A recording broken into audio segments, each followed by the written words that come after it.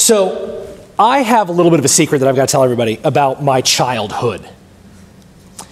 My childhood was enamored with the cartoon Transformers. I loved Transformers.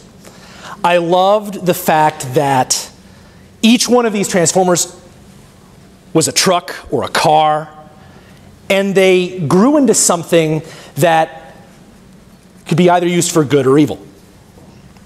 I, of course, was on the Autobots team. I am not a Decepticon, I am an Autobot.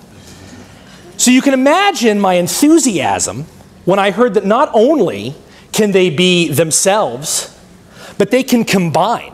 Those are known as combiners. And Optimus Prime, who was the leader of the Autobots, became Omega Prime when Ultra Magnus wanted to use the Ultra powers to become a source for good that no evil could ever defeat. Now, this is something that as a child I really enjoyed watching, but I never really understood what it would mean for me in my adulthood. So, looking at how we look at leadership today is a very interesting study.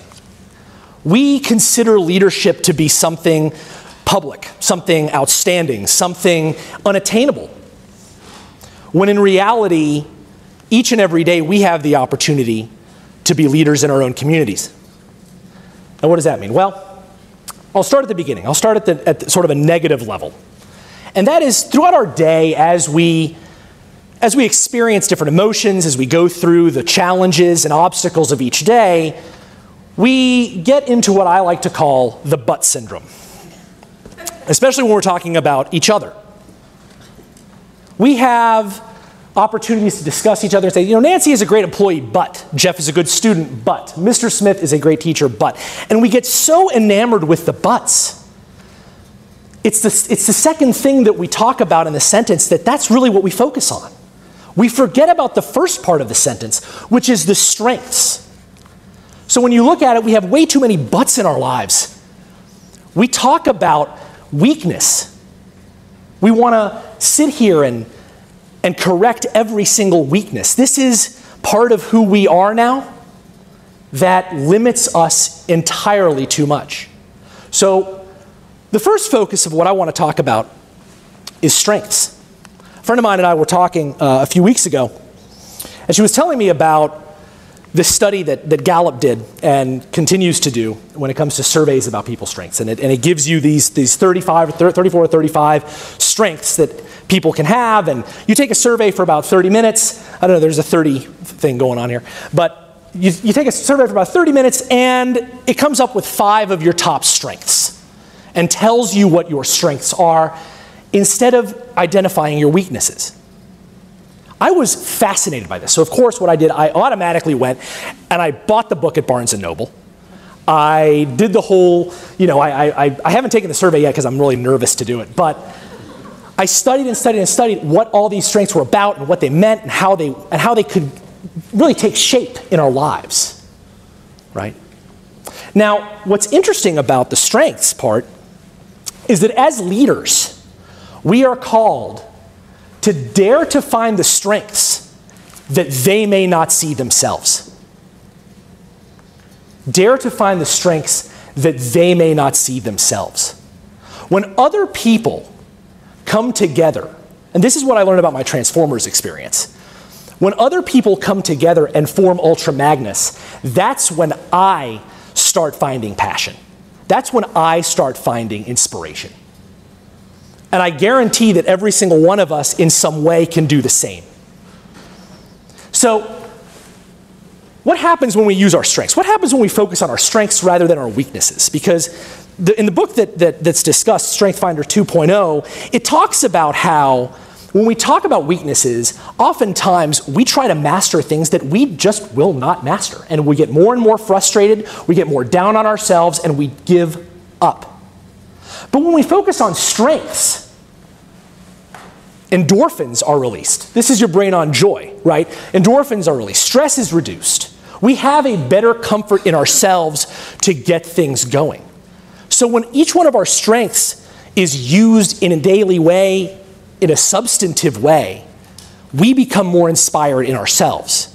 And the more we want to partner with others who may have the same strengths or whose strengths may differ. And that's when we become ultra magnus. And that's where connections come in. Now, connections could be in different ways.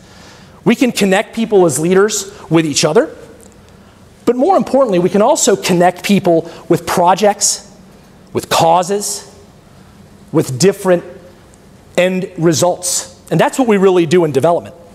You know, people ask me all the time, Associate Director of Development, what does that do? You just fundraise, right? You just raise money, and that's all you really care about. You just want to raise money. Whatever's going to take to just raise more money, right? Especially in academia. Academia is always great because we're over here and you're over there, and we're the money people and you all are the educators. I'm lucky enough to be a teacher too, but oftentimes we don't think about what we really do. Yes, we're fundraisers. Yes, we find resources, but also we build connections. We may not ask someone for a single dime, but we know they can affect our kids' lives in a positive way.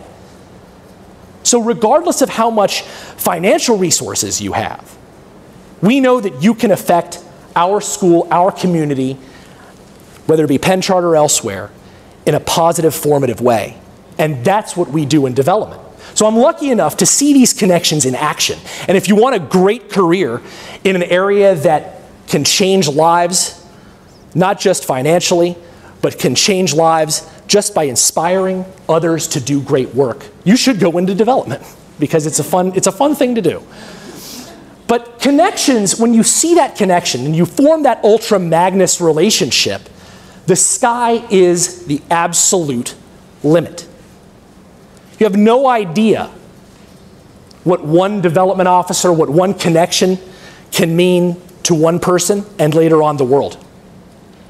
How many times have we heard these great stories of people who, may not have had a lot growing up, may not have had the same opportunities, but they met someone along the lines that inspired them to do great things.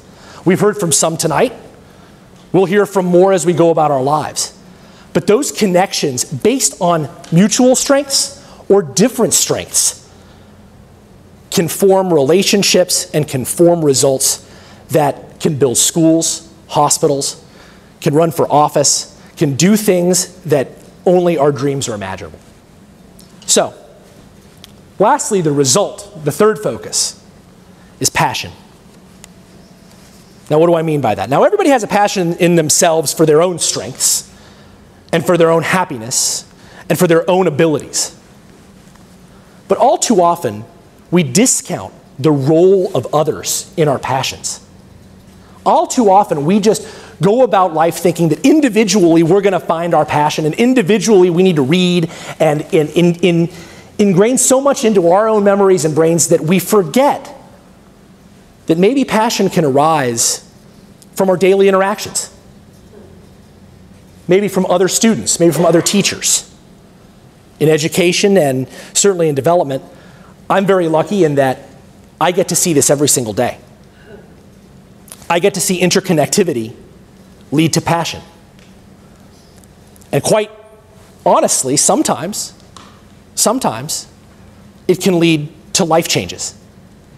It can say, that project that you gave me to work on with Sally or John or Tim, that led me to where I am today. That led me into the practice of law, the practice of medicine. That one project back junior year, sophomore year, senior year, that led me to my passion. That led me to what I wanted to do with my life. We all too often discount that ability of other people, not just ourselves, but connecting others with each other to change our lives and our world. So as we go about each day, my challenge to you all is this, as we've heard tonight and as we're going to continue to hear, my challenge to you all in the audience, wherever you are in your life, is to each and every day take advantage of the connections that you make. Take advantage of the common strengths we share, but also be cognizant of your ability to match strength with strength, to match strength with weakness, and to help those connections establish, evolve, and really mature their passion. Thank you.